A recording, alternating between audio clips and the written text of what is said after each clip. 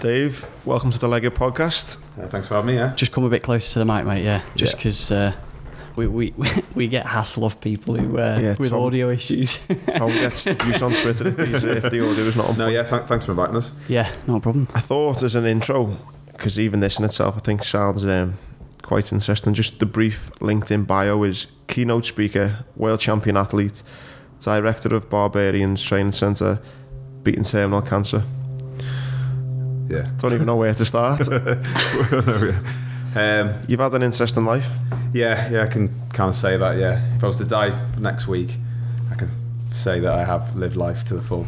But, Sorry, mate, just come here. Yeah, no worries. Shall I start at the kind of the very, very beginning? Or? Well, when people kind of talk to you, what do you think is the kind of main, like, I don't know. Yeah, well, you do keynote speaking. What's the kind of main thing that you tend to talk about? I think mental resilience and overcoming adversity, and I've done that for businesses, for football teams, right into schools. It's kind of a joy really to kind of mind negative situations, which we'll obviously go into in a minute, and turn it into a positive by helping others. I don't think there's any greater reward. I don't know if you find that with yourself, like, cause yeah. I just think again when reading your story, it's like you've. I mean, I can't imagine what it's like to be cancer, and you know you've had some pretty horrific things. What do you think's the kind of? I mean, for me, getting blown up in Afghanistan, that's my big thing. What would you say you're the one that I don't know, has kind of took the most energy, if you like, to get over or to come through? If I'm going to be honest, I think the motorbike accident. Yeah. And I think the only reason I'm saying that is because I think that actually built up that like mental fortitude, that resilience, get me ready probably for the ultimate fight, which was my brain tumour and terminal cancer. So I think that was a lot longer recovery, although yeah, it's hard because they're two quite brutal things, but I think it's having a top trumps of all the shit you've been through. What was it? Yeah, so what happened with the motor? Because I saw on your website you've got like a really good, I don't know who put it together, mate, but it's spot on. A little in mine, Debbie. Like 2 minutes, 2 minutes 20, I think. Yeah. Oh, the film. The little film. No, that was Matt Lambert. Yeah. Yeah, the intro. It was a bit of a story about it, which was quality. So what happened with the motorbike? And I saw your leg, which looked fucked. Yeah, it was. So what happened with the motorbike accident then? Well, it was daylight today, but a bit warmer, and I wasn't even supposed to go out riding. And my mate phones up Russ Parker, and he says, "Do you want to go to Wales?" And I was like, yeah, go on then. So I get ready and that, and there's a part where my missus actually said to me a lot long after, I had this feeling I wasn't going to see her again after, because we were in a flat at the time, and I waved to her as I'm going off, and she did say that. So met up with him, into Wales, beautiful day, road conditions are perfect, stopped at the Ponderosa, which is a famous kind of biking bar in Wales, and then went to make our way to Bala. Came into a corner on the Horseshoe Pass, and as I've come around the corner, there was diesel and like grit all over the road. Yeah. So I've leant into the thing, and as you ride a corner, you come onto a power band. Everyone always says, "Oh, you've got a fast bike." You know, I crashed at 23 miles an hour. Did you? Yeah. The police report said to me, mum and dad, you know, be aware he's a police officer and he could have been speeding. There's going to be a big backlash, but there wasn't. So I leant into the corner, and the back end twitched out. And you should never brake on a corner. Yeah. But it was a natural reaction to jab the brake. I've sat upright and gone across the other side of the road, which wouldn't usually be a problem, but about 6 feet away was an articulated HGV. You know, and you know when they say time stands still, it massively does. I can tell you that. I had a full-blown conversation with myself. So the first one was, right, this is bad. What are you going to do? Right, go on the power over the side. No, can't do that because there was a drop on the other side, being the hills. Yeah. Right, bank hard left, go on the power and try and ride out. Nah, it's going to hit you. And then the only option was to jump. So in that split second, milliseconds, I had that full-blown conversation, made the decision, luckily, to jump from the bike. As the bike's hit, just as it's about to hit, I've landed up, remember the whole thing, landed on my back, and I went under the cab, back wheel, and then the front part of the Arctic wheel, and was just left in the middle. So literally hit. I went straight over both legs. I knew it was bad because my leg had snapped up to above my head, so I completely dislocated it. No pain whatsoever. Yeah. Yeah, I'll move that. Yeah, it's just the wire there. Yeah, no pain whatsoever, because obviously your body kicks in endorphins and everything. All I did was wave my hand, just waving. Russ, my mate, was ahead of us, so he didn't even know what was going on. So I was just waving my hand to say, I'm still alive, get help. But like, I even knew at that point, I knew it was bad, I could see the blood. I needed to keep calm, because if you panic, your heart raises, you're going to bleed out. So even at that point, I was still kind of aware that what I need to do. That's madness that you can, in that point you can go, right, I best not panic it. Yeah, so just stay calm, and then mate Russ comes back, and then I'm a massive believer in fate, and I'll probably go into this as we go on with the interview. But behind me was an off-duty paramedic, a female. Now, I didn't know at the time, but she must have stemmed the femoral artery in my leg, because I had completely gone straight through it. My mate comes back, but what the weird thing is, there's petrol over the road, bikes in pieces, and it's only a single, carriageway. Cars were going past my head, because they knew the road was going to get closed. Fuck. So they were going, and then my mate Russ was trying to stop them. Fucking hell. Honestly. So now I could just feel people thinking I can't be arsed in this traffic jam. Let's get past. And even to the point where the lorry driver was like, "Well, I've got to get a delivery." He's Polish and he wanted to get going, and like, yeah. Fucking hell. So it felt like an eternity for the. Was you not in pain any of this point? No. Which everyone said, "What?" I was like, "No." I think maybe I was in shock, or your body kicks in all sorts of endorphins, don't you? It's like when I go back to my fight career, you know. I'd be fighting, next day I'd be like, oh my god, when did I get hit? You know, you don't realise, because adrenaline kicks into you. Have that. But back to the traffic accident, and it felt like an eternity for the ambulance to get there, and eventually did, and basically said, we're going to get your airlifted there. They didn't say it, but I knew what it was. I wouldn't have made it otherwise. And then the air ambulance landed in the field next to us. How long did it take for the air ambulance? Like 50 minutes or something like that, or was it? I don't know. It probably wasn't that long, but it felt like an eternity. Yeah. But it probably wasn't that long, because I know I was critical, I was likely to prove. So like, the police had raced to the hospital where my girlfriend at the time, and she's now my wife, but he said, you need to come with us now. You may not make it. So she was rushed there. But just before I was leaving, I said, can you get her number for us, Russ? And he goes, oh. He says, Dave, you sure? I was like, because I wanted to say thank you. And he's like, oh, right, you thought I was trying to pick her up? Yeah, I thought that. On the tarmac, sitting on the tarmac, my legs hanging off by virtually a couple of strands and everything. I'm bleeding out, and like, yeah. I've heard loads of stories of the lads getting blown up and trying to hit on all the nurses who were trying to look after them. That's the first thing I thought. Yeah, so then I got like lifted up over a fence and loaded into the back of the air ambulance. So the doctor's in there, or whoever he was. He says, you all right? And I was like, yeah, not too bad. And he said, have you ever been in a helicopter before? I said, no, which is weird really, because I used to work on a tri-service helicopter base in the forces. And he's like, a bit of an extreme way of getting in one, isn't it? I said, oh, yeah, though, aren't I? And then he said, I'm just going to give you something to pain. And that's the last thing I remember. And I was put in a induced coma and spent a week in the coma. I had a 12-hour operation, and apparently I was 30 seconds away from dying when I got to the hospital. Basically, they were putting blood in, and it was just coming straight out. Gee. So, I don't really remember much about that time. Obviously in a coma, and even the 3 weeks after is hazy, which I'll go into. But I had 6 metal external rods outside of my leg, holding my leg together, because I'd completely, as you've seen on the video, completely degloved my leg. So I had no skin whatsoever. I had no ligaments, they'd all torn, so it was literally hanging on by a few veins. And they said the only reason why I kept that leg was because I was so fit, because I was kickboxing. I'd just gotten to the Great Britain team at kickboxing, played sport my whole life, rugby, football, you name it. And he said it was only because of how fit I was that I'd survived. They say that a lot, don't they? I mean, I know with myself and loads of lads who've been injured in Afghanistan, when they got injured, because you're obviously in the military, and like say you've been in the military yourself, and you've got that high level of fitness, your body's obviously, you know, if you're a big fat bastard and you get something like that happens to you, you know, you're not going to stand as good of a chance. No.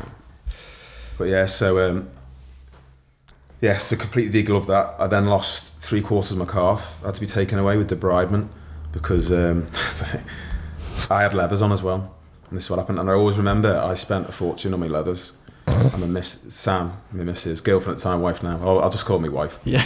Had a go at me, and I said, well, if I crash, it'll save my life, and it did. That was how horrific it was with leathers on. Jesus.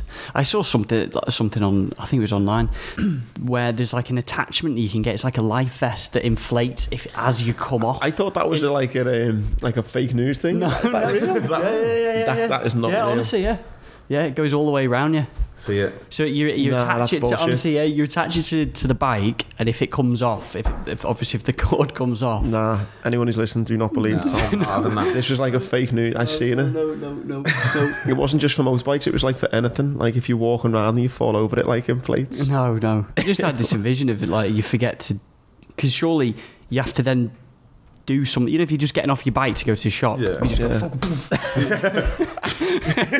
They do that. My dad's a fireman, and he. I would class myself as an adrenaline junkie. I love pushing myself, but my dad's a fireman, and he said, "Don't ever get a motorbike."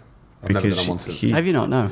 He's been to so many similar to what you're describing, and he just said, "Fuck that! Don't ever get one." So much so that all my aunties, they're like husbands, my uncles, rode bikes. They all banned them from having them, and they had to sell them. Really? So, but yeah, it's not that I could get on one and ride one. I'm not scared, but I think what I put my family through, I just think it'd be selfish to even risk that. And although it was my fault, it kind of wasn't. Yeah. So who's to say that wouldn't happen again? And there've been times when I've been on the bike where I'm going out and a car's pulling. I thought if I was going any quicker, I'd have smashed into that. And exactly. Think, do you know what? If this is the worst thing that happens to us on and I think as well, there's that thing where you're in a car, something happens, you've got everything around you. On a motorbike, anything happens, that's you're fucked. Yeah. Well, I used to think, I wish it was a car that hit me, and but they said no, you'd probably be worse, you'd probably be dead, because I would have been stuck and dragged. Whereas the wheels just went over us. To be fair, I used to have a motorbike. I did my full bike life. You wouldn't believe it. Cannot imagine you with a motorbike. And actually, I think it makes you such a better driver, because the amount of times where if I compare to when I drive now, I've got a distraction of a phone, and like to say that you don't look at your phone when you're driving. I can't even listen to what you're saying. I'm just picturing you in a leather, in your leathers on a motorbike. No, I loved it. Yeah, Honda Hornet 600. But it does make you, that having a motor, because you look at the court, I even now look at T junctions as if I'm on that bike. It makes you a better driver in a car. Yeah, because of I think you're more aware, because I'll always do that. Always look over my shoulder. That spot, and a lot of people don't. That lifesaver check. The lifesaver check. Yeah. That's interesting. Yeah. But I've sold my bike. So that is a GX6 Suzuki GX6. Right. Yeah. It was quick. Yeah. They are fucking dangerous, though, aren't they? Like the amount of close calls I've had on. It's the power band. It's when you get past 4,000, and it just takes off. It's just like whoa. And I had that bike. It was restricted, but because I did my motorbike license before my car, so I was 17 and I had a 600cc. All right, it was restricted because you had to have a restricted 33 brake horsepower. But like being able to do like 0 to 60 in like 4 seconds, under 4 seconds. At 17, and like how fucking stupid are you when you're 7? Like, I'm still stupid now, and but what I think it's the thrill of it. You look at that. What's the race called in the Isle of Man? The TT. Yeah, people die every year. Yeah, people still want to go and do it. Yeah. But that's, as you said, I'm similar. Adrenaline junkie. I love it. I don't know. It's whether I'm filling the void from I can't fight anymore. It's alright, mate. Is this my mic? Just the one. There we go. Yeah, definitely. Yeah, it's crazy to think that a lot of people are dying on these motorbikes in this race, and every year there's fucking hundreds or thousands, however many people go and do it. Yeah. But you've not been on one since then, no? No. As I said, I probably could. Your missus wouldn't let you, I don't reckon. No, mate. She'd stab me or something, I'll tell you. Honestly, but I wouldn't anyway, because it's just selfish, as I say, because I was in a coma, and then I'll go into what else happened as well. So what were you doing at the time then, work-wise? I was in the police. Yeah, so I was, when was it, in 2004, September the 6th, 2 o'clock, not that it's printed on my mind or anything. So your career then just comes to a halt? Yeah, so basically, as I say, they all thought I was likely to prove. They were expecting the next couple of days that I wouldn't be around, because I got told that when a couple of the lads come to visit us. World kind of come crashing down at that point. I'd completely going on from there as well. So my left leg's completely ruined, and my right leg, I think, was under it, under the other leg, and my kneecap, the patella, is completely shattered into 6 places, and that required an X-fix. So it's a circle of wire to fuse it all back together. So my kneecap's just this weird, huge thing on my leg. They told my parents and Sam that they were going to amputate my leg, and they said, don't, it'll destroy him, sport and everything. So they agreed to keep it, and then and see what happened when I woke up. In a coma for a week. They tried to bring me round, but apparently I was crying and in so much pain that they put us back under. Were you in a coma in yours? Yeah. So that I came out of it the next day, and it's not like the movies, is it, mate, where you wake up and you're like, oh, you're right. Yeah, no, it was, the first thing I remember is being pinned down by doctors because they were removing the intubation tube, and apparently the natural reaction to do is when you come round is try to rip it out, but obviously it's into your lungs and down your... So I was pinned down, and then they pulled it out, and I just remember, it's the only kind of part of that bit I kind of remember, and it was like, breathe, because you've been on this for a week. I was like... You forget how to breathe. And then suddenly it was like... And then apparently, and I don't really remember much because I was that heavily medicated that apparently I was just throwing up non-stop. My mum had like a bowl under me, and I kind of, everything else is hazy from them. You know when you come, I suppose you kind of just answered my question there, but like, because you've both been in a coma, does it feel like you've just been asleep for, you literally cannot remember anything? Is that? Yeah, I had loads of crazy dreams, but the first memory I woke up was I had one of those similar things where when they tried to wake me up, I started like fighting it, but I can't remember it. It's only what my dad's told me. They tried to wake me up a couple of days earlier, and I wasn't having any of it. But then the first memory I've got wasn't as dramatic as yours type thing. I just remember waking up almost as if I'd been asleep and seeing my dad sit next to me, and he was walking over to me, and I started crying, just happy to be alive type thing. But it wasn't. That did happen, but I don't even remember that. Yeah, I don't remember trying to be woken up the first time. Got no recollection of that, but I remember that's the bit. But then I was that heavily sedated and medicated, I hadn't got a clue what was going on. It is a scary thought to think like 2 weeks of your life.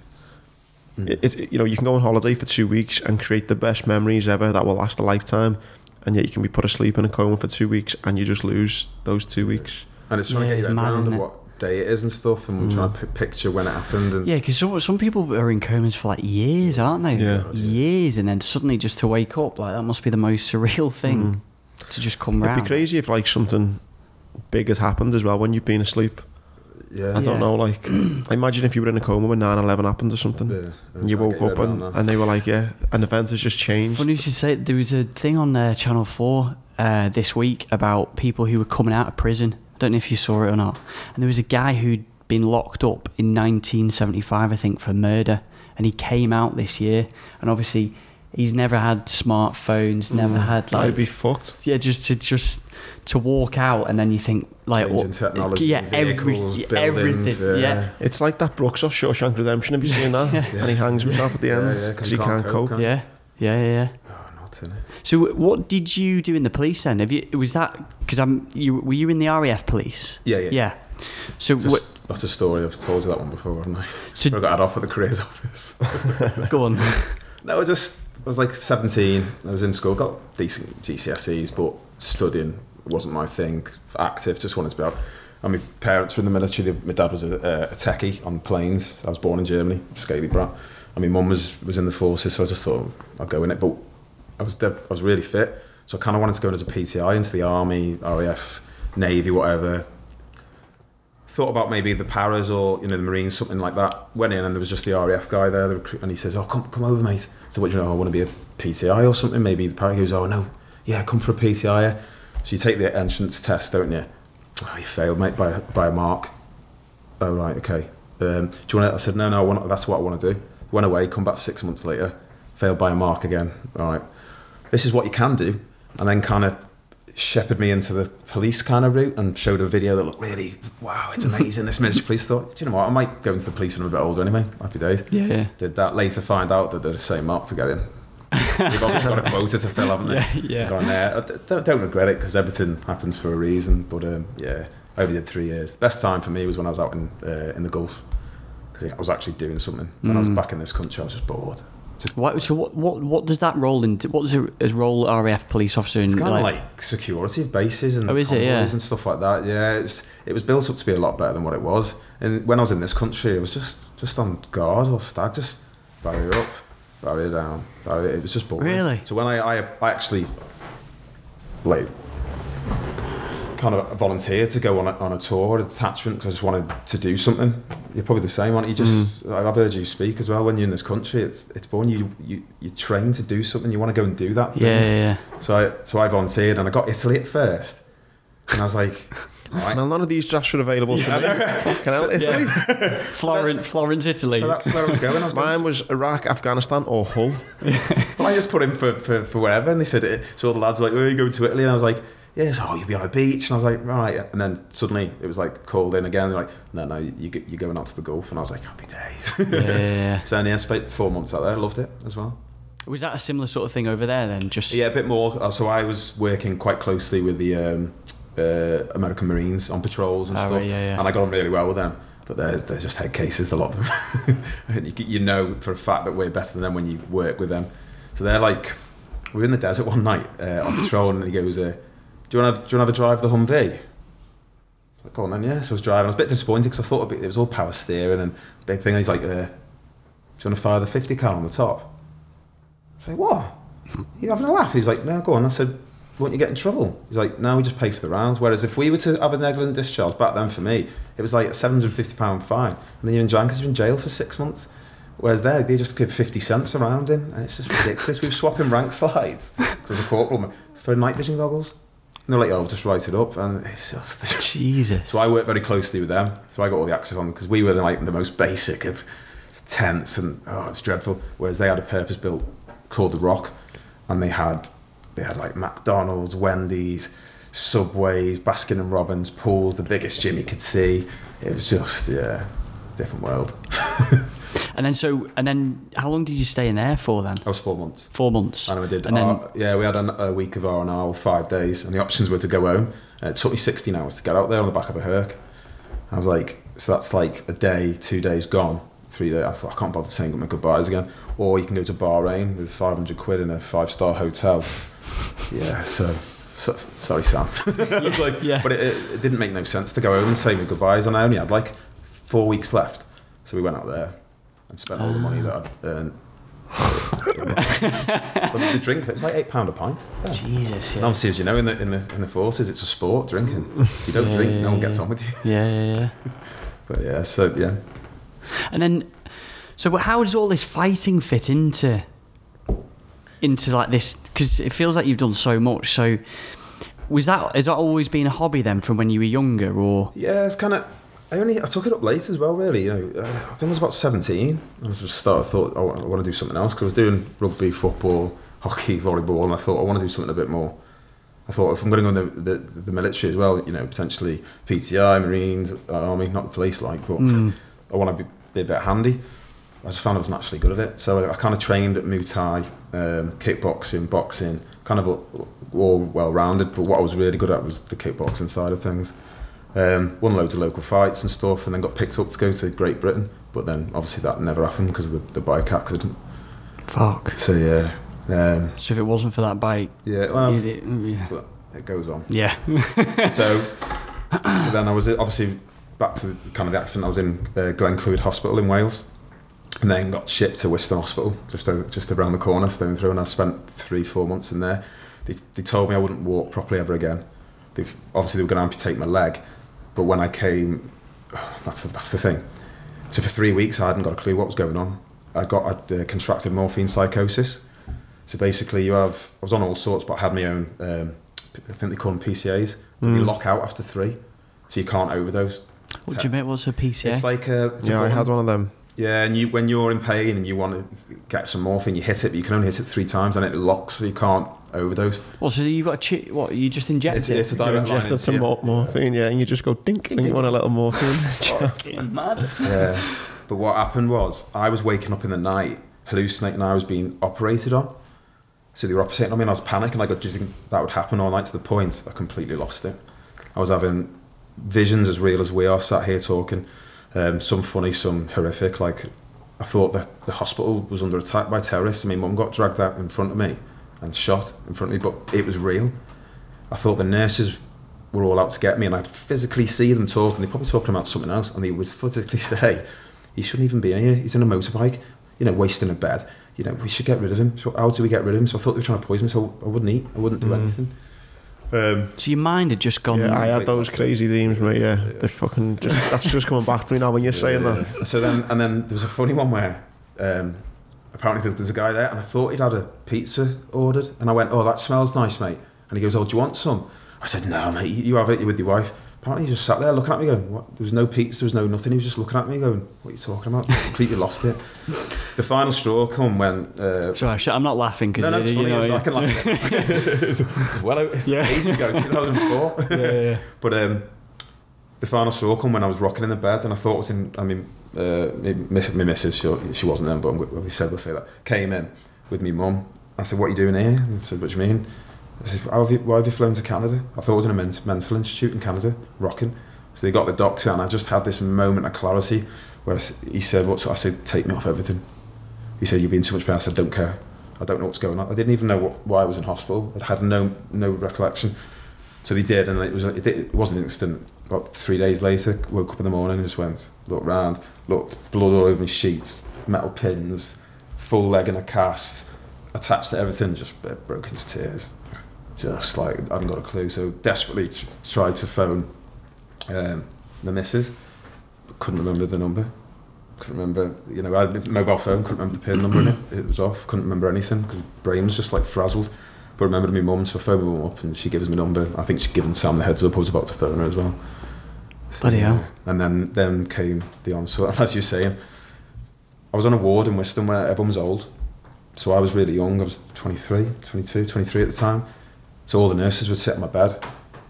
So when the lads came in and say, oh, hey, getting bed baths, the most degrading thing I've ever done is being there, because I physically couldn't move. I was lying perfectly down for 3 months, and I'd had skin grafting off the top of my thigh. So it involves slicing a thin, like, did you have any skin grafting? Yeah. A thin layer of skin off the whole of the upper thigh, and then they put it through a mangle and they put it on. So I had to have 4 of them. But all your nerve endings are on show. So it's like getting acid tipped onto it if you touch it.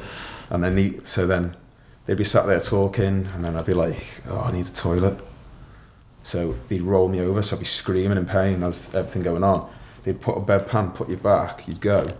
They'd then have to roll you, and the people that you're talking to are then wiping your ass for you. Fuck. And then bed baths are just horrendous as well. Yeah, and I had like this 19-year-old little gorgeous little blondie doing it, and I felt fucking horrendous. That she's quite fit as well, and I'm trying to chat to her, like, you know, trying to get into it, and then she's wiping my ass half an hour later. No, my big hairy ass, it was horrible. Yeah, it's not good. And then I had to learn how to walk again, which... How long did that take you then? About 3 months. You probably have the same. It was like, right, we're going to start just by picking your leg up. But I'd gone down to, when I left Arrow Park, I was 6.5 stone. So I would have been lighter in Wiston, because I was hardly eating. And they were like, pick your leg up, and I just didn't even know how to pick the leg up. Couldn't get that connection from my brain to my thing to go. And eventually I kind of went, I did it! Like, no one was around, and the nurse came in, I said, oh, no, just pick my leg up. But then the actual real battle was, he then sat me up, and I'd pass out, and actually came round thinking I'd fallen asleep on the physio's thing, and I was like dead embarrassed, and he'd passed out. And it took me about a week to be able to even get my legs hanging down off the bed. So you've been through something like that. I remember though, like literally going from the bed to sit up in the chair next to the bed is a big deal. Oh, huge. Isn't it? Yeah, because I didn't leave for 3 months. I never lost that bed, that ward, and I didn't even have the windows. The window was behind me, so I had no. And one of the nurses who I got on really well with took pity on me, and she goes, "Do you want to go outside?" I said, "How can I do that?" So she just disconnected everything in bed and just rolled me down to a fire exit. It was a lovely day, and just having 5 minutes with the sun on my face, breathing like fresh air, just it meant the world. It was like, it's hard to explain, but that kind of those little moments just meant so much at that time. And then it was learning to walk again then, and then eventually got to the point where you had to manage the stairs on your own. So I was on a Zimmer frame for a while, and then crutches, but literally only had 10-degree movement in my leg because it'd been like nearly 4 months locked out straight with these rods in, scar tissue had grown into the joint, so it was a solid block. So yeah, it was only 10 degrees. So anyway, long story short, got to 4 months and got transferred to Arrow Park Hospital, and I was only there for 2 weeks, but that was the first time I'd had a shower. And having a shower for the first time after 4 months, have a bed bath, was amazing. I've never felt so clean in my life. It was just. Was it weird being in? Because I remember you've said before, Andy, that the hospital that you're in is obviously injured servicemen. There wasn't like, you know, Mrs. Smith who'd fallen down the stairs, or was that weird for you? Like, because you know. You couldn't talk to anyone around you. Yeah. Like you had an 80-year-old who might have had a stroke before, and then like it's because I imagine that's a bit weird. Yeah, it was. Yeah, I always remember one lad in the far corner. He was a young lad, and he come in. I said, and he's talking to us, and it was when I wasn't hallucinating. So this did actually happen. And he's like, oh yeah, I was getting chased by the pigs, and I got caught, and he'd literally gone straight through a spike, you know, the thing. And I was like, yeah, what do you do? And I was like, just in the forces, mate. And I ran into him, weirdly. I ran into him about 2 years later in Liverpool, and he goes, all right, mate. And I was like, yeah. Right. So there was that, but it was just old people. That's what I always say is a massive disadvantage, I think, to anyone who's, you know, a young, active person who's injured in civilian life, because you don't have that same support. And everyone wrote me off anyway. So got to Arrow Park, and so I'm sat there and I've got to get these pins removed, and like 2 of the sites had become infected. You could see the green. So I thought I was going to surgery. No, they do it at your bedside. So the doctor from Wiston came all the way over. Because no one had ever seen this before, all the nurses crowded round, other people. So I'm sat there, and he's like, and he brings his junior doctor over. So we sit there, and I'm like, looking. I said, so I got a pillow, and I thought, this isn't right. I've had no, you know, painkillers or anything. So I sat there. Starts the junior doctor starting, it goes crunch, and I'm like screaming into this pillow, and he just goes, stop, hang on. And he looks at me and goes, have you had any painkillers or anything? I went, no. And he's like, what? So next thing, morphined up, I'm off my head. It also turned, he goes to do it again, he goes, no, I'll do it. The junior doctor had been tightening it and going into the bone, that's why it was crunching. He said, I think he's been through enough, I'll do it. And then he took him off, but because I was so off my head, I didn't feel anything then. But yeah, it's just nuts. Jesus. And what did you think about doing after that? Was that in your, like, could you even comprehend what you were going to do after? Or all I wanted to do was get out. I thought I'd be able to get my leg back to normal. When I got transferred to Arrow Park, I was expecting to get, you know, my ACL reattached and crack on, but because it wouldn't bend, they couldn't do it. So I had a manipulation whilst under anaesthetic. So basically, they put you to sleep, they put nerve blockers in and everything, and they basically just crank your leg as much as you can to get through scar tissue. And I remember coming round and instantly started crying, and he said, why? And I said, I know it's not worked. And he came to us, Dr. Strahman, I think his name was, and he said, I was putting that much pressure on it. He said, if I'd put an ounce more pressure on it, I'd have snapped your femur in half. It's just a solid block. He said, unfortunately, you're probably only going to have 10 degrees movement in your leg for life. So when you say 10 degrees movement, what's the like? So literally say that. That's all I could do. Fuck. With the pins out. Yeah. Literally all I could do. So I paid to go private, to go see one of the top specialists. I think it was up in Wigan Way. I wish I knew where it was, because I sent him a video. And sorry, I'm moving around now. He was walking the stick, so he'd obviously had bad problem. And his exact words when I came in, and he said, you need to get over yourself. You need to move on. Nothing else you can do. So we can amputate your leg below the knee to give you the best chance for prosthetic, or we can put an iron rod all the way through. Which I never got why you would do that, but I think it's just to lock it out. So obviously came out and went, no, I'm not doing that, cried. And then decided I'd just try and be a better take myself. Because the physios kind of gave up on me on the Wirral after about 3 or 4 months. I think we got to about 15, 20 degrees, and that was the max of, that's it now. So I spent 6, 7 months like with my leg over a chair, hanging weights on it, and just doing it yourself, like home remedy sort of. And to the point now, I can ride a bike. If I can run, you wouldn't know any different. I can walk, you wouldn't know. If I sprint, you can, because I don't have that full mechanics, but it's not stopped me doing anything. So yeah. I know. That is a bit mad. Isn't it funny though, like how how much easier, I'm not saying it was the right decision for you, but how much easier it would have been to have an amputation. Yeah. Like, I've seen it myself, where I had 18 months of, it doesn't sound as bad as that, but all this, I mean, they put a cage on my leg, and it was horrific, but I never had any ups and downs. It was all just, we knew the prognosis, and that was it. And then, unfortunately, because of the nerve damage, it didn't work for me. Once I had the leg amputated, 6 weeks later I was walking. Yeah. Do you know what I mean? I'd had 18 months of trying to keep this leg and all the fanning around with it. Once it's off, 6 weeks, no pain, walking around fine. Yeah. It's mad, isn't it? Yeah, definitely. But during then, I'd gone back to work after 8 months, but only on restricted duties. I get picked up, I'd go in, I'd do a bit of work and go, because I was climbing the stairs. Well, I wasn't, because I couldn't walk that well, but just going mad in the house. I was in a flat, and it was top floor flat, nice flat, but there was no lifts or anything. So getting up and down those stairs was a nightmare. So I was just confined to the flat a lot of the time. So it was getting over that as well. So when was this then? What year was it? 2004. 2004. Yeah. So yeah. And then following up, because obviously, I think we'll talk about the when you had cancer. And are you cancer? No, never. No, I'm still terminal. So fucking hell. Yeah. So do you think? Yeah, you might be able to explain it better than I can. But do you think is that got? And it's cancer of the brain, isn't it? Yeah. Has that got anything to do with when you're saying about that morphine, like psychosis? No, I kind of said this, and one of the things they did say was, when they went through my notes, is like, did you hit your head? I was like, well, no, I didn't, because at the scene, I took my own helmet off, and people were trying to stop me. I said, I know for a fact it's my legs. Nothing's hit. My back's not done, my neck's not. It was all legs. So I took that, and they said, you sure? But it was that much of a difference. You're talking 10, it was actually 10 years, actually, yeah? 10 years of a gap. So no. I don't think I did. And the morphine didn't. They've said they don't know what it is. So how did that all happen? Did you suddenly start to have a headache and you're like, I need to go and get this checked out? Or no symptoms whatsoever. No symptoms. No.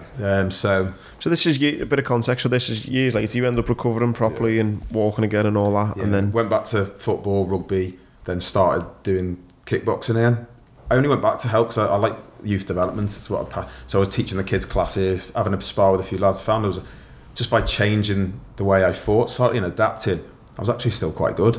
So I won a load of local fights, went on to win the Welsh title, Welsh Open Series, English, British, and then got asked to, do I want to go and, go for trials for the Great Britain team. So it was 6 months backwards and forwards from their HQ at Nottingham. Training was absolutely brutal, and I spent 6 months training 3 times a day around work. So never saw my wife, never saw my kids. Then flew out, was successful. Flew out on the beginning of November, and I had 11 fights in 5 days. And on was it the 9th of November, I was crowned world light heavyweight kickboxing champion in the final, beating Italian. How did you do that with your leg? I just adapt the way I fought. So yeah. So you know what, that would piss me off, and I'm not normally like this, I'm normally quite positive, but if you were that good after your injury, I'd think, fuck me, man, I'd be awesome if this hadn't happened. Yeah. Never thought. How did you become? Sorry, yeah, just put a downer on you there. How did you become champion though after all that you've just said about your leg? I never intended to go back to it. I only went back to kind of keep fit, because that's the reason why I was still there. Because it was legs. I thought I saw the benefit of being fit and being active, and I wanted to help. Give back a little bit, should we say? But found that was actually still good. I've got great hands, you see, so kind of compensated, but I still kicked really well with my right, so it wasn't as though I didn't kick. I definitely did, but my hands became more dominant. I was 14, at that bit I was 14 stone of solid muscle, so I used kind of strength and brute to overpower and work in and stuff. But yeah, good time. So then, how long after then becoming kickboxing champion did then the kind of news get strike with the cancer? So 2014, May the 1st. We always say May the 1st because my daughter's birthday is May the 2nd. So fast forward, I'm a DS now in Knowsley, in a covert unit targeting gun crime, organised crime groups. If there was a shooting, which is usually like baptism fire. When I started, there was one every week. I'd be in charge. I'd be giving the briefings. I'd be liaising with the chief cons, the ACCs, high power pressure. But that's what I was good at. When everything was going off around me, that's when I was at my best. And I built up quite a good reputation. So finished work on May the 1st, and I said to the team, I need to get off tomorrow, because I was like first in, last out. So the whole time I was there, I was in at 6. I'd leave the house at 6, didn't see the kids. And I'd get back, and I'd supposed to get off at 3 or 4, because I was in charge. I was days, Monday to Friday. Never got off ever. It was always 8, 9, 10, 11, 8, 9, depending, because we were that busy. On that day in question, I said I need to be off.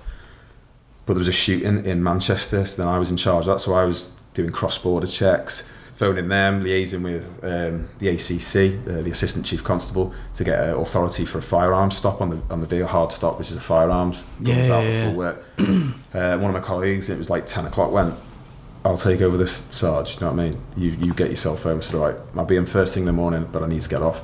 Got home, wolfed down some cereal, got into bed, and then came round with paramedics in my room working on me. I'd had a 15-minute seizure and stopped breathing. Jesus. Yeah. Fucking hell. Yeah. Oh, just, what, in the night or something? Or? Yeah, out of the blue, just gone. And your missus must, know, mate, yeah. fair I must play fucking to hate you, man. I know. Don't know why she's still with me, to be honest. So what, you finish work, you go to bed, And then come and then you round. wake up. Well, I woke up groggy, and like even the missus will say, I was telling them to get out of the room. I was like, what are you doing? There's nothing. You know, when you wake up really tired and that's what I thought I was. I was like, what are you going on about? I said, get out. And I looked to see where my wife was. She wasn't there, and she's a staff nurse. So I turned to look at her, and she doesn't swear that much. I turned to look and went, what's going on? She's crying. She goes, do you think I'd effing phone the ambulance if there was nothing wrong? You've had a seizure, you were nearly dead. And I was like, no. But then, like, obviously, they could see how I was refusing, so they trying to engage me in conversation. He said, so what do you do for a living, mate? I said, I'm in the police. Where do you work? Don't know. What's your GP's name? Don't know. Where do you live? I was like, oh, shit. But then I turned and looked, and there was blood all over me. I bit the back corner of my tongue off in the seizure, and I dislocated my shoulder, but I didn't realise. And then as they were... What, because you were moving so much? Well, they say a seizure is like running a marathon. And I'd had a 15-minute one, and apparently anything over 10 minutes, you should have brain damage, you know, because your body's starved of oxygen. It's just, yeah. So, yeah, felt quite lucky, if you know what I mean, but not lucky, but lucky. I'm realising my shoulder was dislocated as well when they were taking me into things. I was like, oh, because it was that violent. Got taken to Arrow Park Hospital, where I've never seen a junior doctor so happy to be able to put my shoulder back in. She said, oh, I've not done this since training. She was like, oh, get in this position. I was like, but then it popped back in itself. I said, it's back in. I've never seen her look so disappointed. But they thought I had bacterial meningitis because I was littered in spots all over me. But that was because the seizure was so violent. I'd burst all my capillaries. So they'd come through. So I was in isolation, and it's just funny stories. Obviously, the job put out a thing saying potentially got bacterial meningitis. If anyone's been in close proximity with him, you know, see a doctor. Apparently, half of Heighton Police Station, who I'd never had contact with, called in sick. So I got it. I was like, I didn't even have any. I thought, yeah, I didn't even know half of them. Yeah. Because we're in a little covert unit, locked door. Yeah. You know, we don't see many of them. Cheeky. But yeah, it clearly wasn't. Because even my wife said, you'd be a lot iller if you were at that stage. So then I was on about checking myself out. My mum comes in and saying, it's the protein powders you take, it's the TV you've got, you're always doing it, like everything but what it was. Yeah. While I'm in resource, I'm just sat there going, what? And got taken up to ward, but it's my daughter's birthday, wasn't it? So the family came in, and we were sat there chatting, and I'd had like blood taken, tests, I'd been for scans, and then I knew something was wrong when I had to go back down for another CT scan, but this time put dye in. So I had that, came back up, and then next thing the consultant walked in, she came in and opened the door, and she got taken, because I was in a private room because I was in quarantine. Yeah. So, and she took a step back, and I knew it was bad news because I could see in her face, and she was like, we've got your news of your results, do you want me to do it here? And in front of everyone I said, no, get everyone out of the room, bar my wife. So we sat there, and she said, yeah, unfortunately, she goes, no way, easy way to say this, you've got a large tumour, a gliotumour in the front hemisphere of your brain. So I was like, right, okay. Right, so what does that, you know, they're looking at me to think, are you understanding? I was like, and I just went, yeah, I looked at the wife and just went, and like just tears. I was like, right, okay. And they said, well, unfortunately, we're not a specialist hospital. But the horrible thing was, it was a bank holiday, the Friday, and I couldn't get an appointment for Walton until the Tuesday. They said, well, there's no point in staying in hospital because the weather was stunning. May the 2nd, and it was the end of the season, and Liverpool playing Newcastle in the last game on the Sunday, so I thought I wouldn't mind getting out anyway to watch that. This is 2014. Yeah. I remember, I was at that game. Well, yeah. I remember it. I was in a pub drinking non-alcoholic beer. Yeah. But just being told that you had this. Yeah. So, Fuck. but the worst, and I said this when I went and saw Professor Eldridge and Anna Crofton. I'd worked, obviously, as a sergeant, and I'd worked Prescott actually for 3 months, but I was on one of the serials in charge at Everton versus Tottenham, I think it was, and there was a lad who was with us. I'll call him Ian because I can't remember his name, but it was just bad of me really. I'll brain tumour what I had. But we were having a banter, and I'm a huge red, he's a big blue, so we're like, just joke. 2 days later he had a stroke and a seizure. He had a tumour, he died 3 months later. So all I had in my head was, this is what's going to happen to me, this is what's going to happen to me. So that, it was trying to carry on as normal, those 4 days. It was just a blur, and I said to him, it's like I was on death row, and you're the governor, and I've been brought forward to kind of be told, that's it, you're dead, and I'm waiting for that reprieve, that phone call to say there's a chance, and they said, well, yeah, you do have a chance.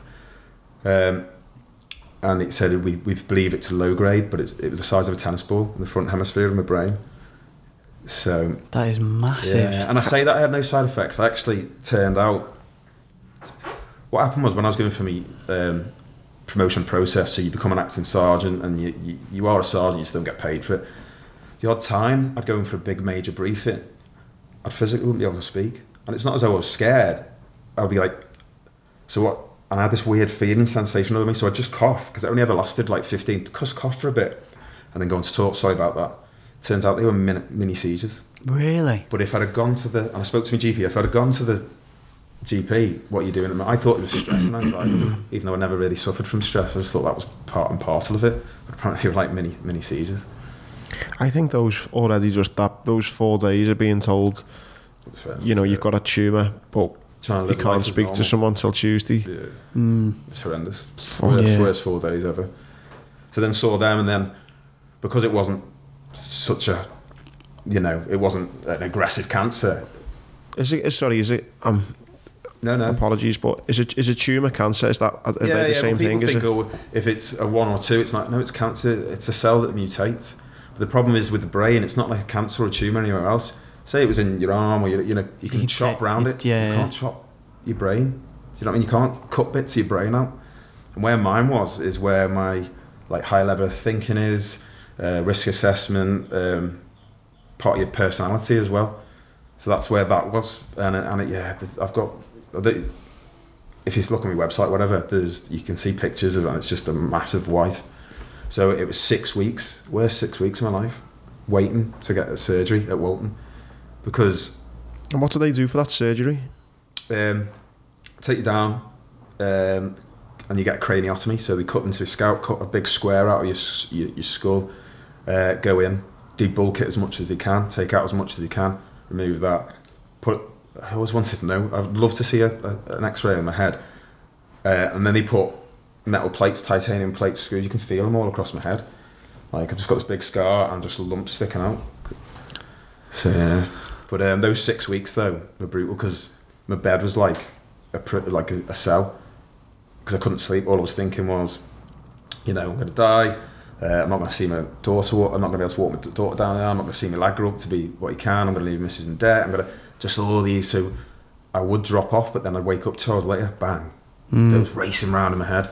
So what I'd do is I'd get up, and I wasn't supposed to. Bear in mind, I'd had a seizure. I was on steroids at that point as well, medical steroids. I'd get up, and I just thought, and it's just stupid like that. I was a rugby player in kickboxing, got to be the man of the house, can't show any emotion type thing.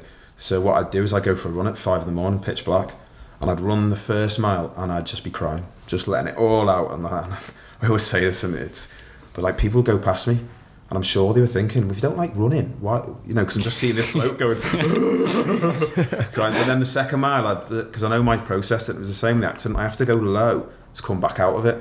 And then I'd be like, right, sort yourself out. What are you doing? Get a grip. You know, sort yourself out. And then I'd get back and I'd get in and I'd be fine.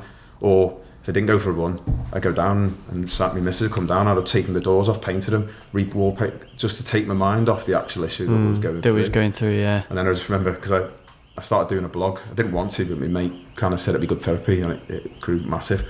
But I always remember saying, it's like going down for surgery, mate, at least I'm going to have a bit of a kip. So it's supposed to be,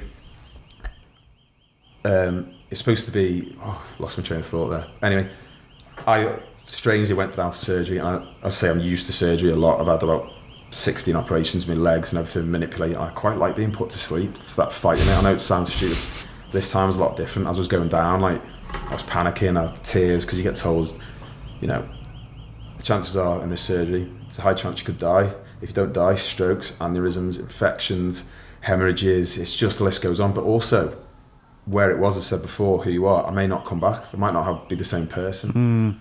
Yeah, like change your personality and stuff. So I went down, I was like really panicking, and then there was just a hive of activity in this room. And I mean, I've never seen it so big. I'd say I'm used to going into operating theatres, and there was like 3 of everyone. There was like medical staff, trainees who were watching, but there was like 2 anaesthetists. And I've given feedback to this, because I spoke recently, and I can never say anaesthetists convention type thing, all day thing. And they said, what's your one thing that was bad? And I kind of said this, and I said, I was lying there, you know, oh God, this is huge. One looks over me, looks me up and down and goes, does he need a whatever? The other one looks me up and down and goes, he'll probably survive this, so yeah. So no. And then one of them looks at me and goes, you all right, mate? You've gone grey. Do you want a pre-med? I said, what's a pre-med? And he said, just relax. I said, why don't you just put me to sleep now and get this over with? So yeah, good idea. Yeah, it was out. Recovered really well. Like, I was up talking 4 hours later. I was discharged in 4 days. I'd already taken my time from the police, chose to. The police were like, no, stay, we'll pay her. But I thought, if I'm going to make a new life for myself, I still thought I was going to die at that point, because I'd been given the histology when I got it back, it was an astrocytoma, astro meaning star, so it spreads.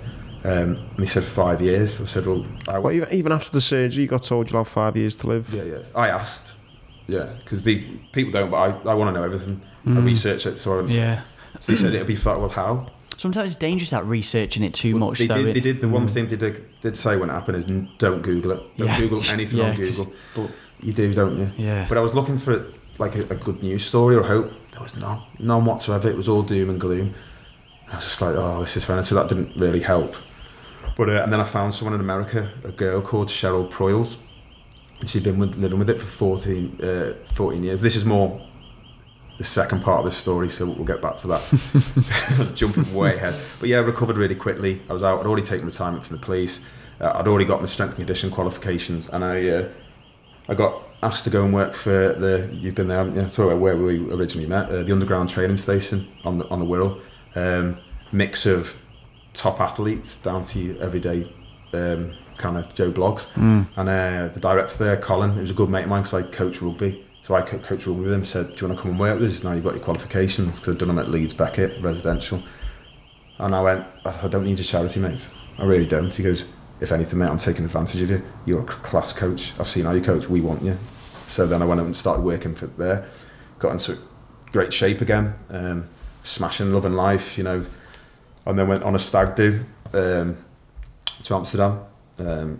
Came back on the Sunday. What time was the flight? It was in the morning, and it is law that you have to have a drink. You're getting so on your stag do. You want to see pictures of you with a pint. 2 in the morning. Oh Jesus, yeah. But got back and I had an appointment, just a follow-up appointment, random scan, because I was on 6 months at that point, and it was virtually a year to the date.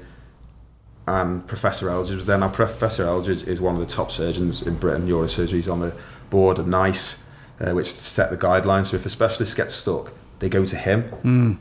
But the trade-off on that is he's not very good with people skills. So I saw Anna Crofton, who's his lead neuro nurse, and I had a really good relationship with her. He was there, so I knew it was bad, because he's only ever there if something's wrong, because he needs to go through the surgery.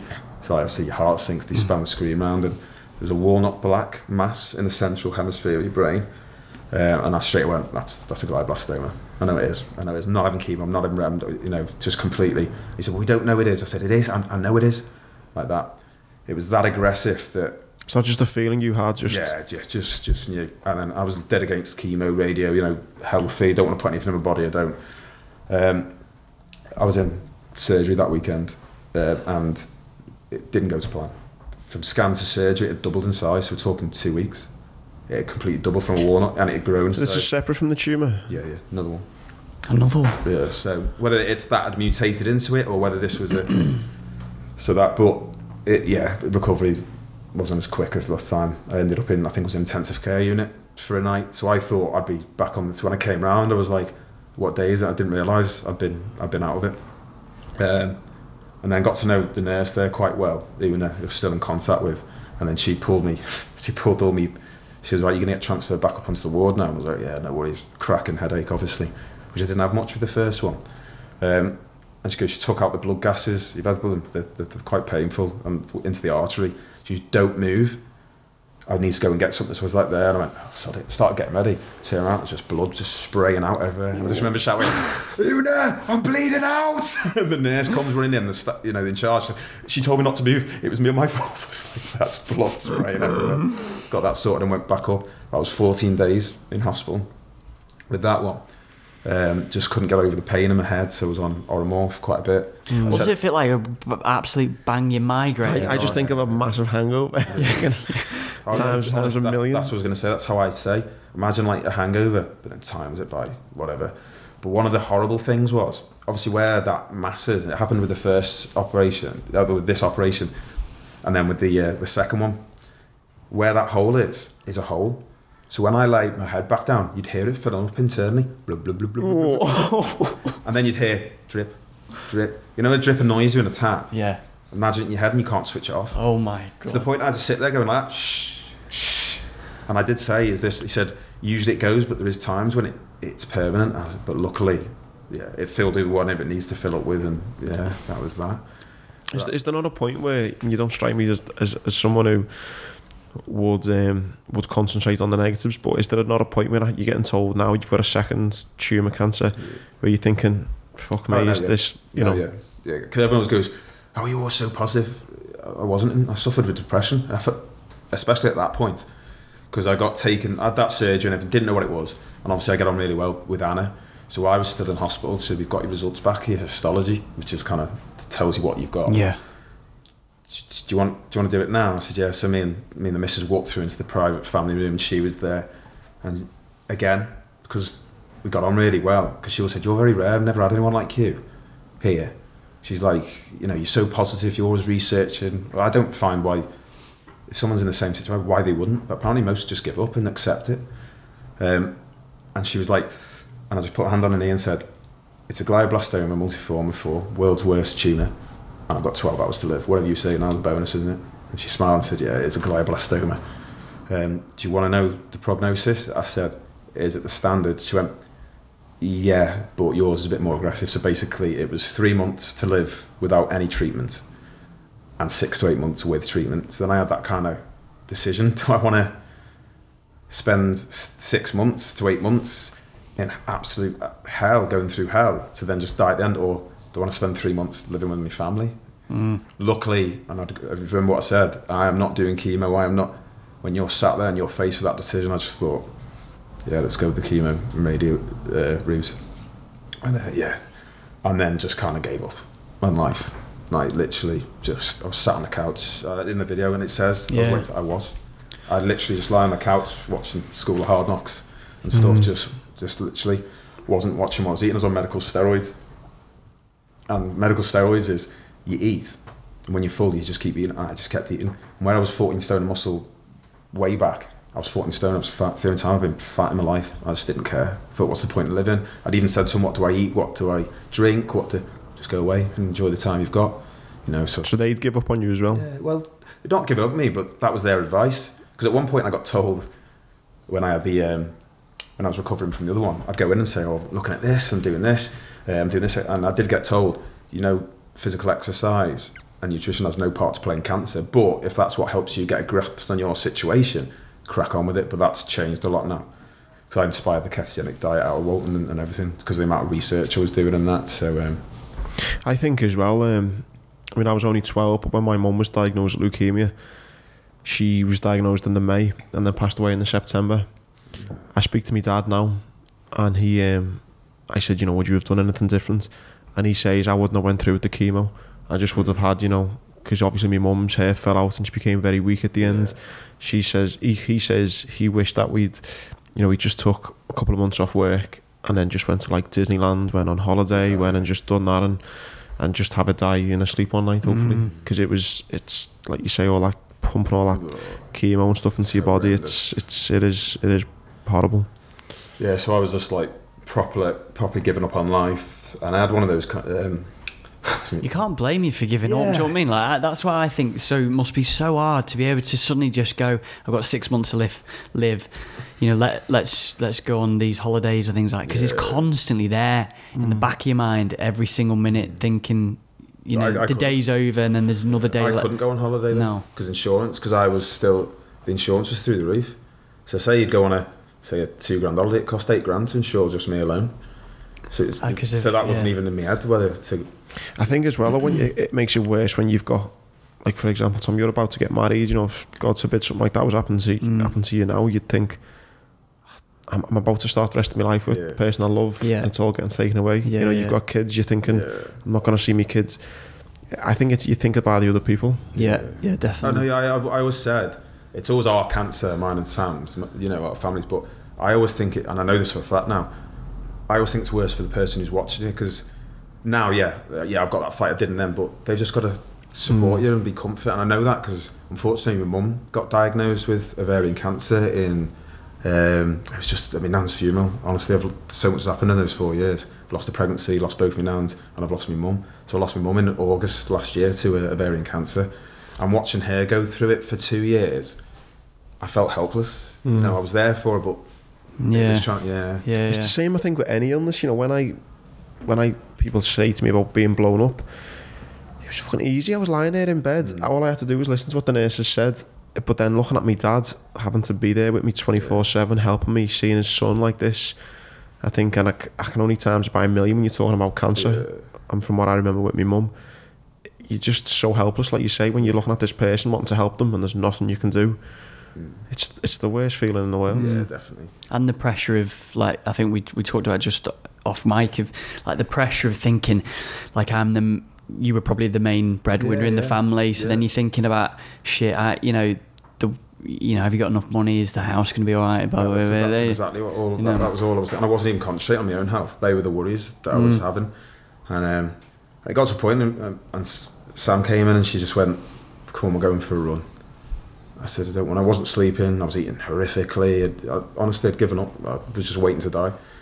Because I hadn't even got into treatment yet. Actually, I just can't get over that feeling of thinking I'm going to die in the next few months. I was giving up, suffering with depression, must have been. And she goes, no, we're going for a run. I said, I don't want to. And I say this when I do my talks. I always get a laugh at the end. I said, I'm not going to. What's the point? Why do I want to get help? I'm going to die. She goes, you're not. I said, no, I am. Even when I get through the treatment, I'm still going to die. She goes, well, you need to get ready, for build yourself up the chemo. And I'm not bothered. Obviously, women are always right, aren't they? So I ended up going for this 5K run. It was the worst 5K run I've ever done, honestly. I was retching, I was walking, being really physically fit. It was horrendous. Mrs. absolutely destroyed me. And I always say, like, first time she's ever beat me at anything, so you know it was bad. And I always go, but she's not here, so I can say that. But that night I slept a bit better. I felt just that tiny bit, and I had that kind of, like, that watershed kind of sliding doors moment. So it was 3 a.m. the next morning, and I was sat on the couch, and I was just like in floods of tears, just thinking, what the hell are you doing? And I thought, right, you've got 2 options here. You can carry on what you're doing, lying on the couch, eating whatever you want and just die. Or, you probably are going to die, but why don't you live your life the best as you can with the kids? Surround yourself with the people you love the most, do the things you want to do. So, excuse the pun, it was a no-brainer, and I'm glad I took that option, otherwise I wouldn't be here now. And then obviously, if I'm going to do something, I'm going to do it. So I thought, do you know what? And it wasn't right at the beginning neither, but I then started to get that kind of, right, I'm going to fight this. And trying to just extend. I still didn't think I was going to live, but trying to extend, be a bit of a longer statistic. If that's the mean statistic, well, I want to be the far end of it. And then went through treatment, which was just hell. Honestly, it's just saying what was the hardest to get over. I said it before. Obviously, the bike accident was 18 months of that year period of treatment was horrific. So I started with dual radiotherapy and chemotherapy. So having a brain tumour, chemotherapy, going into an IV wouldn't work because you've got a protective barrier around your brain called the blood-brain barrier. So if you just get an infection, a blood infection, and you didn't have that, you'd die instantly. So I had to take tablets to go into your stomach because there's a direct link under your tongue called the sublingual route and then your stomach. So before I had radiotherapy, I'd have to take 150 milligram capsules of temozolomide, which is chemotherapy. Take them, and then and it's just like a little capsule. So I'd have them pills there, and I'd be sat in the waiting room to go in for radio. So they either do it in a tablet or they, like you just said, they inject it, right? Yeah, so my mum obviously she had the intravenous one, but because mine was the brain, you've got to have tablets, so you're getting that straight into your stomach. And that side effect is you just feel shit, is it? Or yeah. So I'd take them. It wasn't too bad with on that side of the chemotherapy because that was. I'll go into that in a second. So then I'd take them, and then I'd get called 20 minutes and go in for my radiotherapy, and it was just. It was horrendous radiotherapy because you go in. First of all, you've got to get over the fitting of the mask where they completely cover your face and you've got straws that so you can breathe to get the mould and the cast of the mask. So then when you're in that radio machine, it takes longer to get you into position and you have to bolt your head in because the rays, or greys, whatever they're called, go over the target to a specific point. So they don't want to get the full brain, but they need to get the mass area of where it was. And you'd be sat there and you'd be clipped in and it'd take longer, as I said before, to get you ready. And it would only be 5 minutes, but I'd be physically sat there thinking, I got used to it because it's not a nice... And as I'm thinking, suddenly I wouldn't be thinking about it, as though it was destroying the cells that was making me think it's horrible. And I come out really like frazzled and drained. And it does though, it's designed to kill everything, isn't it? Yeah. Just destroys everything in your brain to the point where I said people didn't know how to take me. I'd lost my hair, didn't lose my hair in chemo, I lost it with radiotherapy and I had it literally all gone. Bar a patch on the back of my head there. And I went into the radio, I said, do you know what, I'm fed up with trying to shave my head because I keep messing. Can you just not do a full one so I can get all my hair, get off? And they kind of just looked there and just stared at me and I went, obviously I'm joking. And they were like, it was like, they thought I was serious. But yeah, to the point I was kind of, we've done stuff with Under Armour, the pair of us, so luckily enough I got invited down as a guest by Kevin Plank, who's the owner of Under Armour. Like, he's worth 5.5 billion now. Fuck, yeah. To the obviously big rugby fan, to the Rugby World Cup. So went down there, met like Scott Quinnell, a few others, got on really well with them, watched the game, obviously we lost. But there's warning signs there when I was down there, something was going wrong because I was being sick quite a bit. And then Sam says, you've gone on this like hyper thing at the moment. You're talking non-stop. And I was like, yeah. 2 days later, I got back. It was my last week of treatment for radio and chemo. I thought nearly there. And I had gone down on quite a lot. I had my radio surgery. Yeah, I had my radio and chemo. Got dropped off at home and went to bed because I was just destroyed. And just had this one thought. And then in that, obviously because my leg is skin grafted, it's cut and I had a cut on it. And I'd changed the sheets and there was, from ages ago, there was just this mass pile of blood, dry blood in the mattress. I was like, oh my God, I've been lying on that. And I got into bed and I just thought, oh, I've got a cut on there, what happens if that And that one thought, I don't know, triggered something and I had a full psychotic breakdown in the house, like lost the plot completely. I was outside in the road spinning round. I'd completely lost up, just the noise, everything was going there.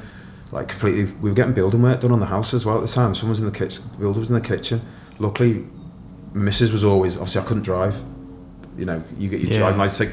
And my missus just got a job around the corner, so she popped in when I was in the street.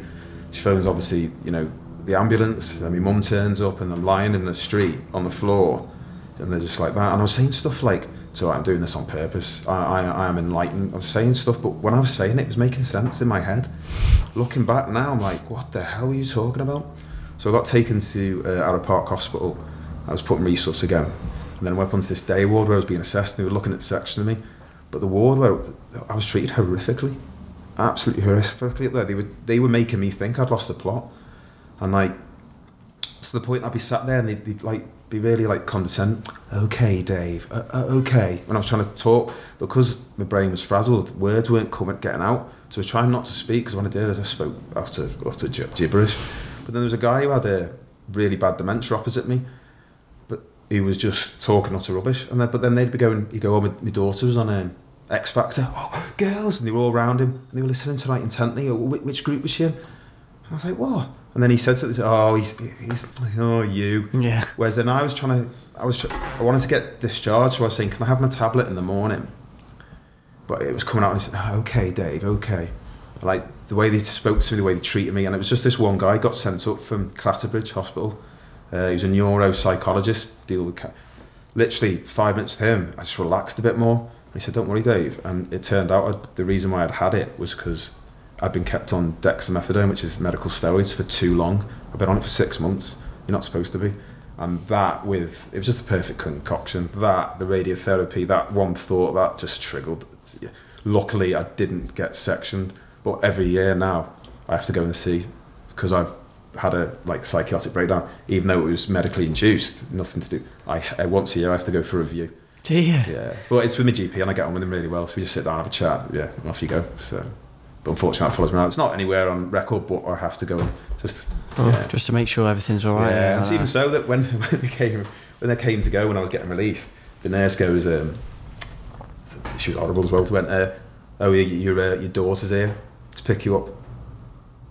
So my daughter's 6. What are you on about? Oh well, your girlfriend. I said, I haven't got a girlfriend. What are you going on about? And they were looking at each other, going, who's my missus? So one, I took offence to things that she was my daughter. And then as soon as I went off, just burst into tears, because I thought I was getting sectioned, didn't think I'd get off that ward. Oh. So then I had a month of recovery, and then I was into 6 months of double the strength chemotherapy. And because I was so fit, they whacked me up to the total max I could have. It was horrendous. So they gave me just enough anti-sickness for the 5 days. So the cycle would be 5 days tablets every day. Start off not too bad, not go downhill. A week recovery where you just feel like utter crap, and I'd be watching like Entourage just on the couch, And the next 2 weeks, the third week I'd be up walking, getting outside more, and then the last week I'd go to the gym and train. Not like what I would, but just getting out and getting active. But that first cycle, they only give me enough anti-sickness for those 5 days. The 6th day, in the evening, I started being sick. Couldn't stop being sick. I'd go to the toilet, I'd be sick, absolutely drenched, that violent change of clothes, to the point it went till 10 the next morning. So I'd start feeling sick, I'd get completely naked, go to the toilet, puke, bits of the line of stomach come up, so I was drinking loads of water, knowing I was going to be sick, so I had to have something to be sick. It got to the point where I was like, and I just said, phone Clatterbridge, I can't do this anymore, and they said, get him to our Park Hospital now. So I went in, put me on a drip, fluids, to get me fluids up, monitor me, give me some cyclazine, which in tablet form does nothing, but IV, I was completely out of it. I couldn't even walk properly. Said, right, we'll give you more. So I asked, can I have the Andanzitron, which is the more expensive one, the better one? And they said, yeah. So they gave me that with 3 extra days. On that 5th day, just started being sick again. Same thing happened to hospital. So you have to get your bloods done before you go in for your next, cycle of chemo. So I went in, and he said, Dr. Husband, great guy, just went, never known anyone to be so sick in my life off this. He said, we're going to try with this thing called Aprion, which is, he said, we'd never used it before for a brain tumour and for, what you're doing. We'll see how that goes. But then I had syringe drivers up, because my wife being a nurse, could hook it up. She took my bloods and everything sometimes for the nurses when they came. And but it worked. And I wasn't sick. I still felt dreadful. But then went on to cycle 4, love rugby, going down to Six Nations. So obviously I feel like crap at the end of that week. I went to the Six Nations the day after, feeling like crap. I'd stopped taking my anti-seizure tablets about a week, 2 weeks before, because I was going to have one Guinness. And they said, with your Keppra levoception or whatever it's called, 1 pint will feel like 6. So I thought, I'll have 1. I don't want to feel as though I've had 6, because I don't want to be drunk. So I stopped taking that. I wasn't well anyway. Went down to the game, and again, fate. One of my good mates was supposed to come with his neck. He couldn't go, he bailed on me the day before. So he asked me, like one of my closest mates from school, to come. He's not really into rugby, but came. So we played Wales, we won that time, didn't in the World Cup obviously, but we won. Stressful game, went back, and we were in Windsor. So usually we'd all go out into Windsor. You know, there's a load of clubs around there. I said, I'm going back to bed. I don't want anything to do. And to be honest, I didn't even have a drink. I had a shandy, and that was it. I thought, I don't even want that.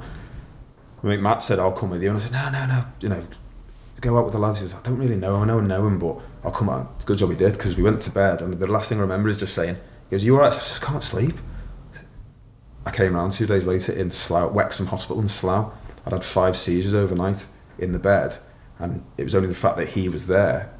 Was you in the same hotel? Like, yeah, we were in it was a double bed as well, so I was in the bed, and he'd phoned that he ran down, he got the ambulance and everything. But in that time, and there's pics I use it in my talk, I completely bit through my tongue, so it was in half, blood everywhere, and dislocated both shoulders as well, completely. Jeez. I don't really remember much about that week, because they pumped me full of so much stuff to stop the seizures. That it's quite lucky, really, because that was just agony. I've never ever gone on like a night out or spending a night with you. I'd be fucking too scared to go. I'd be watching you all night, making sure you wasn't going to have a seizure. I'd say that was March 2016. And at what point then do you, because you use cannabis oil now, don't you? Or did you have done? I have done. But I did do it at the beginning, so the CBD oil, which is good. Yeah, I've used that CBD oil. Yeah, it's good, because what that does is that stops the L1 gene getting to the tumour. So that's kind of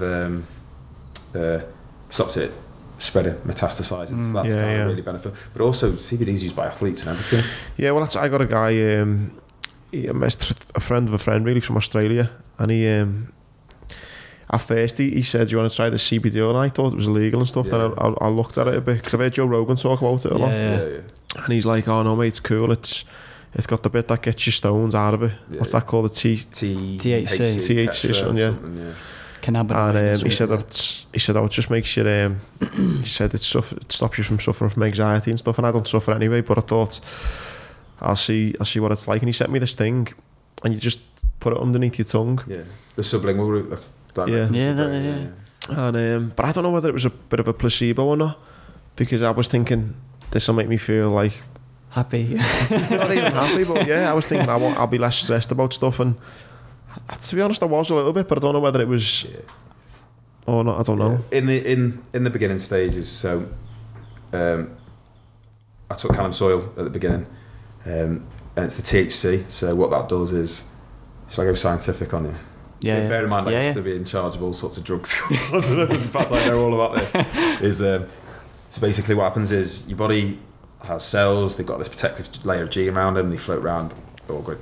Cancer cells don't have that gene around it, so your body doesn't recognise it as an imposter, and that latches onto wherever, travels through your lymphatic system. The body has an endocannabinoid system in it, and when you take it, it's supposed to improve like over 121 functions within the body. When it finds, so it latches onto a cell and it improves it. When it hits a cancer cell, it doesn't have this protective gene, so it latches onto it, and what it does is, because it hasn't got that gene, it pumps a chemical called ceramide into the actual nucleus of the mitochondria of the cell, and what that does, that causes asbestosis, if I said that right. That's cell survival, it causes the cell to die, so that's kind of the basis around it. And then if you take the CBD with it, it's like a 1-2 punch. So that's kind of the basis, but there's no medical studies in it.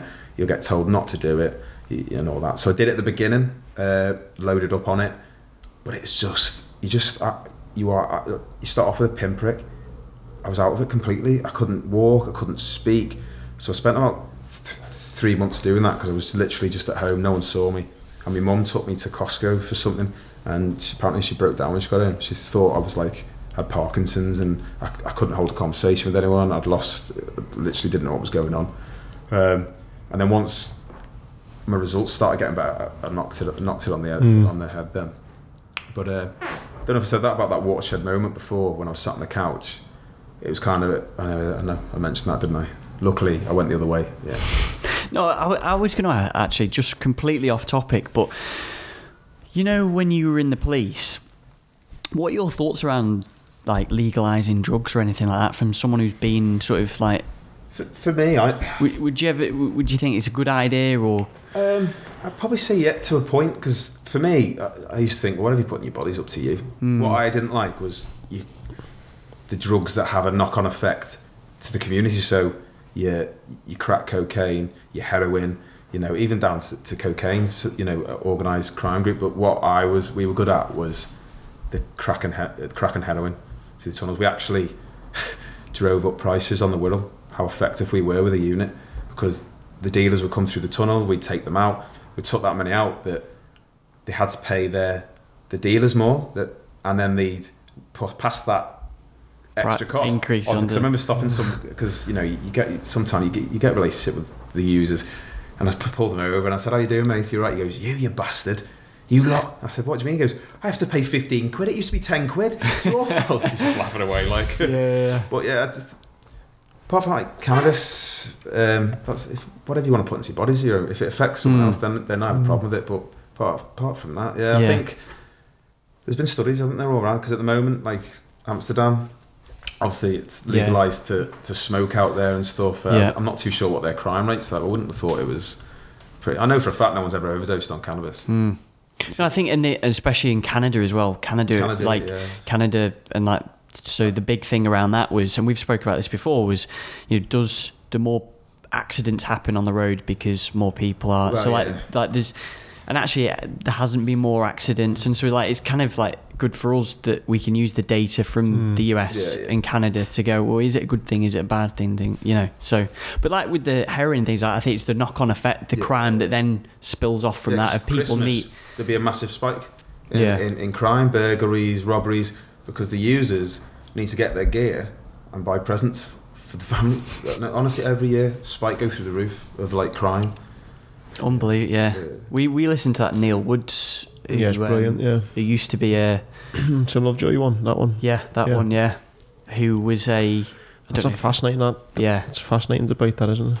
I think he was embedded with the actual organised crime, which is just insane, like how to go into a group and to infiltrate it and try to be one of them, and like unbelievable style. But I've not seen it yet, but he says that every drug should be legal, and it's that whole, you know, why are all these gangsters and bad people making money when we can just tax them all on it, you know? And well, if you're saying that, it's like, what's one of the worst drugs you can get?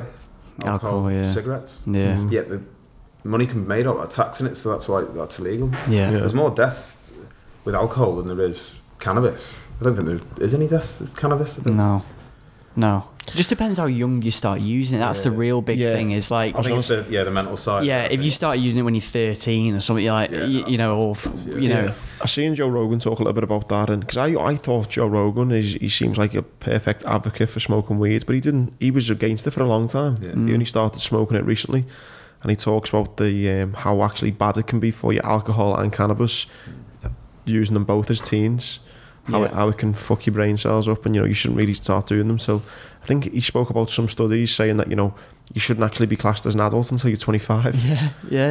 You know, so you're doing tons of smoking weed and alcohol through your teens.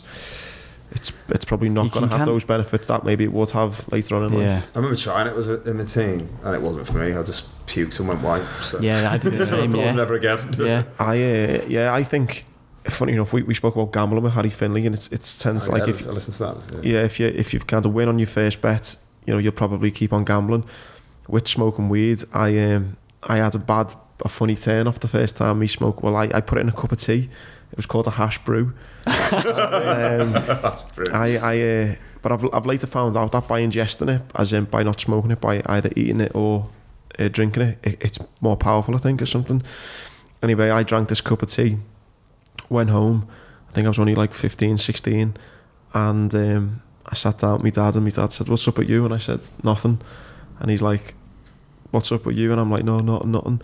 Went up, hide it. Went up to bed completely. I went up to bed, but then I felt like my tongue was getting bigger in my mouth, and my throat was going smaller, and I went down and started having a panic attack, saying, "Dad, I'm so sorry." And I told my dad what I'd done, and thankfully he knew it was only a bit of weed, and that was it.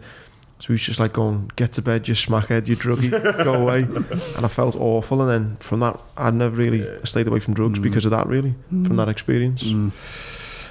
It's an interesting topic that can...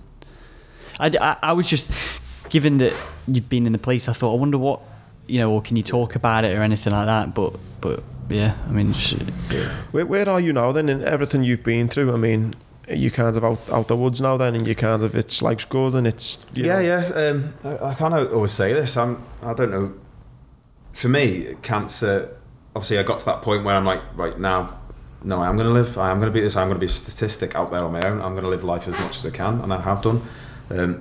I always say I may have cancer, but cancer doesn't have to have me, doesn't affect the choices I make in life, it hasn't held me back.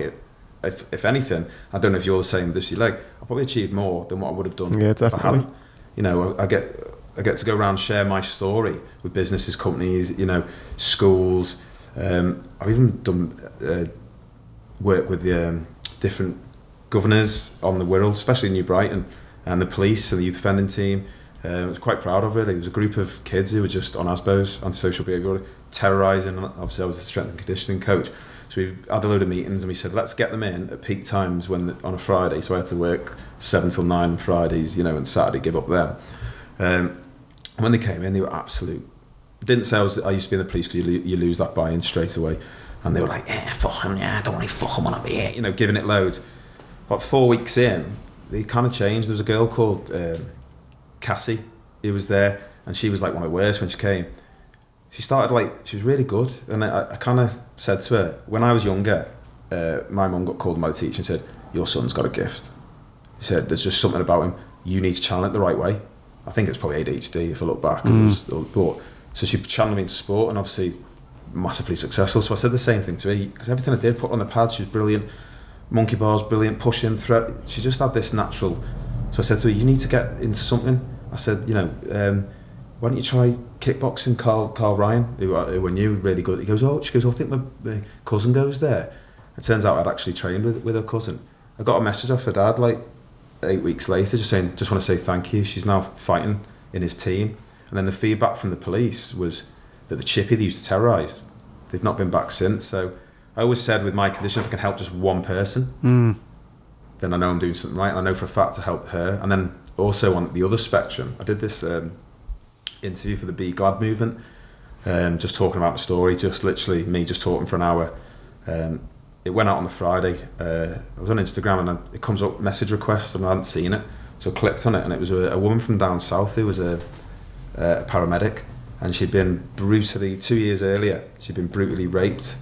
I won't go into the details, but she did. It went on for ages, because I showed my wife, and she was in tears. And then a few weeks later, I think one of her parents died, then her husband's parents died. A year to the date, on the anniversary, she tried to kill herself, and not properly tried to kill herself. It was only one of her colleagues found her, saved her life. That weekend, it was the anniversary again, and she was looking online about self-harming, and her head had gone completely.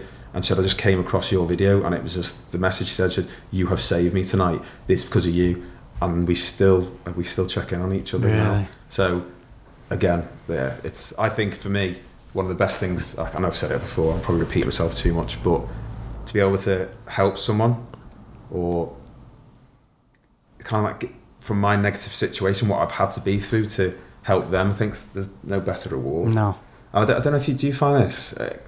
I wanted to ask you is, you'll get to say, you're an inspiration.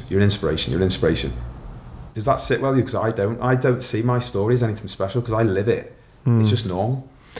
Yeah, for me, I think, one, it wasn't inspirational to get blown up. It was from wrong place, wrong time. And then, but the way you've come back and what you've done with your life and how you've helped people. Well, again, no, I mean, it's nice to hear it, but I think when people see me running, I think I like to run when I had 2 legs. I like to run with 1 leg, so it's not really inspirational to me. And I like climbing mountains when I had 1 leg. I like climbing them with 2. So yeah, don't get me wrong. It's nice to know that people look at you that way. But no, I certainly don't think of myself as this. It doesn't sit well with me. But why does it feel a bit awkward when someone says it? Because I get it all the time and stuff. And after when I've done talks, and people come up with you get stand and they all want to come and talk. And you're such a. I just feel as though I'm a lad. Who's a dad, a brother, a son, who just wants to live his life, and if I can help people along the way, then so be it. And it's funny now, what I had to do the week, which is quite funny, and this is another reason why I never take myself too seriously, is I was having a beer before the match. There's a group of 5-6 of us that go to the game. We all got season tickets and go for a pint before the game, and I'm there, and had 3 or 4 beers, so I'm not drunk, but I'm getting excited for the game. I'm on my way, and a woman comes over. She's also going the game. She says, Andy, I was in the audience a few weeks back. You spoke at my son's presentation evening.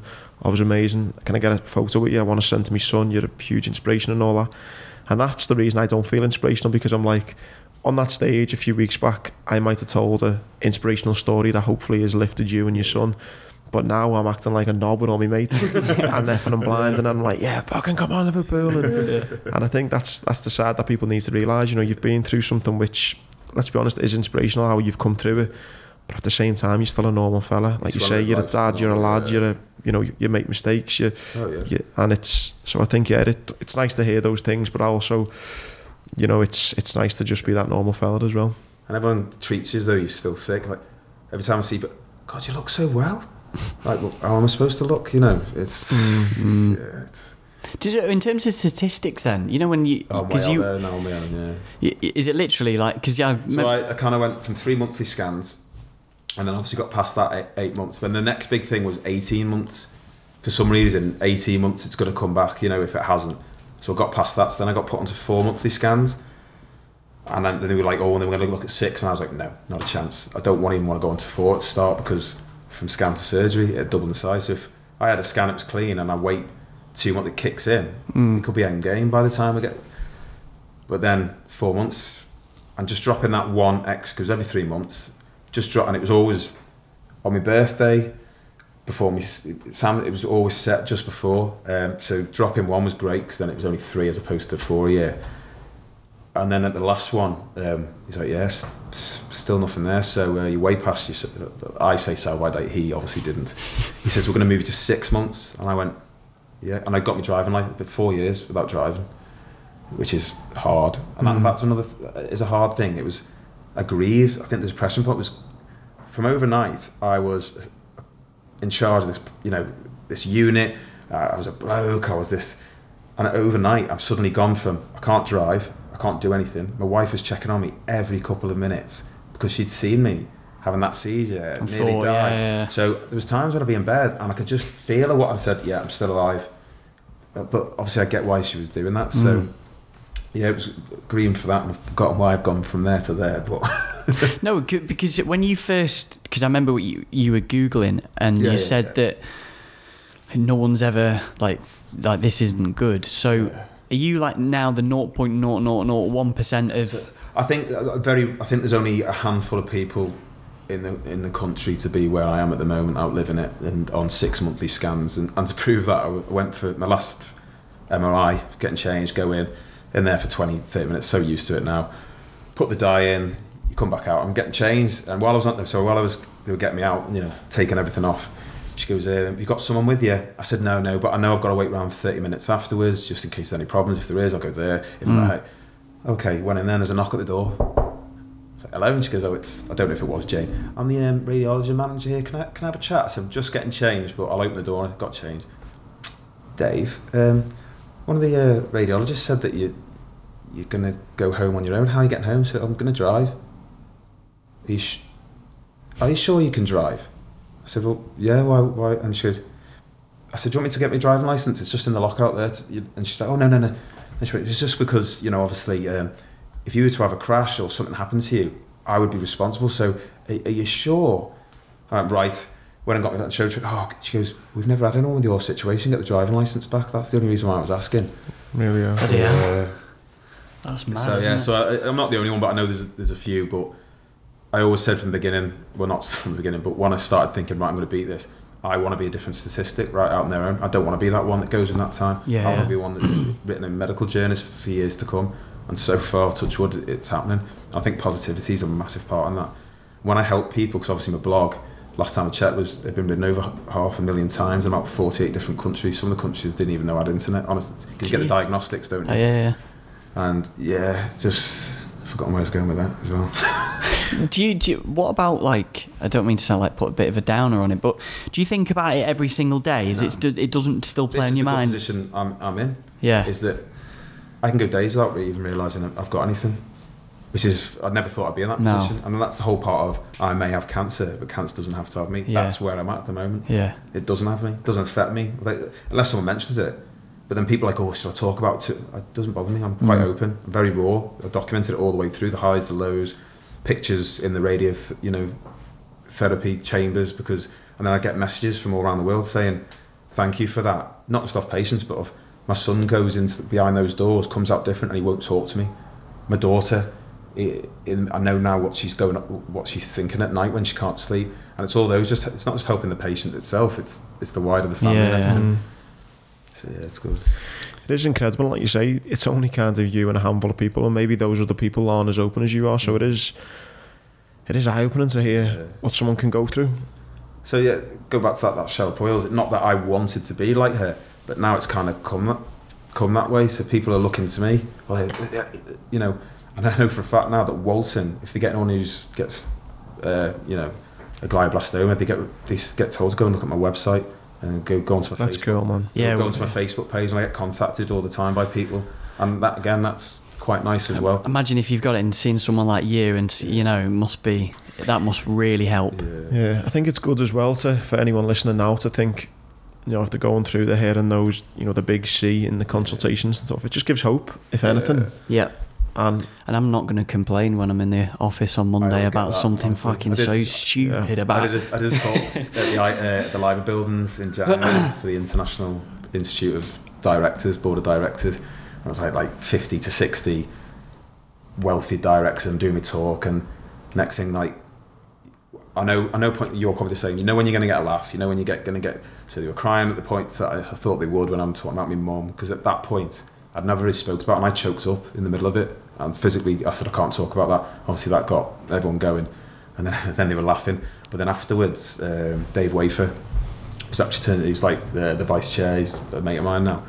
Just said I was sat there, and all I could hear was them going, "Do you know what? All I do is moan about trivial things in the office. This has put it into perspective." So it's getting that across as well. And I think the big thing though for me when I look at my injury, it's like I got blown up in Afghanistan. That was it. It was doing something at a job that had its dangers. I think the big difference, which I think makes you feel humble to kind of and makes you not feel sorry for yourself, is what you've been affected with is things that it can just happen. Out of nowhere. No one, like cancer or those type of illnesses, tumours.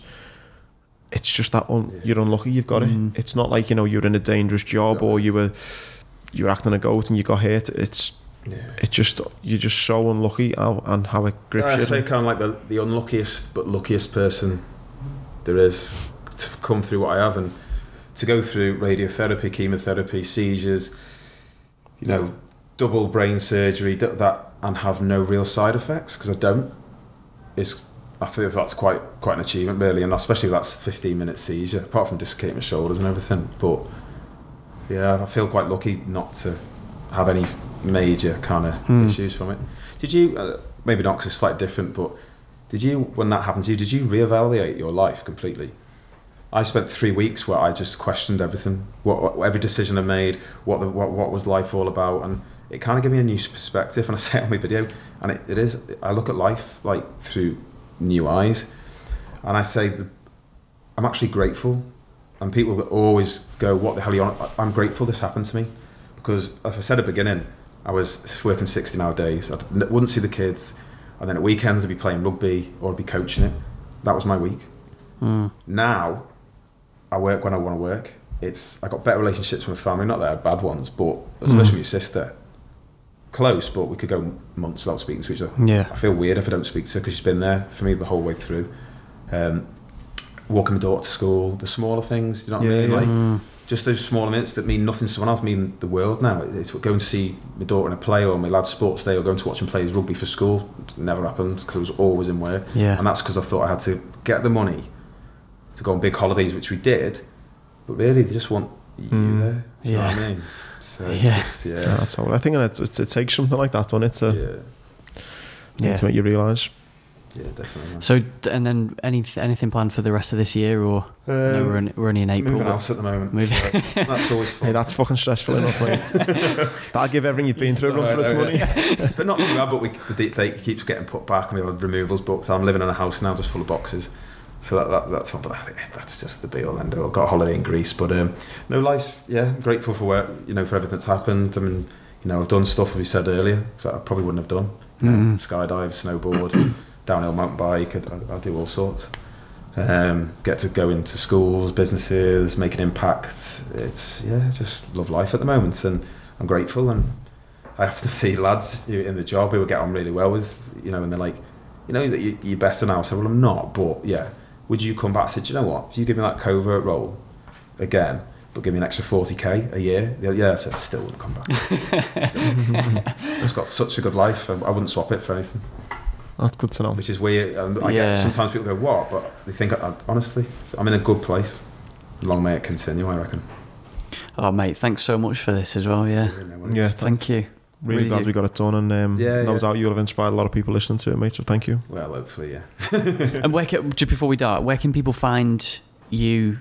I know you've got a website, so the website... For speaking inquiries and for the blog and stuff. Yeah, speaking, I'm on LinkedIn, Dave Bolton. I've got a website, www.davebolton.co.uk, and for cancer-related stuff, I've got Journey for Survival, so it's journeyforsurvival.co.uk. Like numerical 4 or... the numerical 4 survival, and that's got all my treatment history, all the supplements I take, what worked, what didn't work.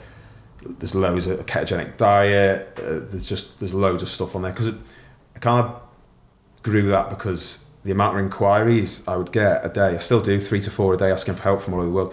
I'd spend hours on my phone doing it. So now I've got the website which I can forward them to, and I've got a performer that I can fill in and change it and say, if you've got any questions, come back to us. A lot of them don't, but some do, and I follow them through.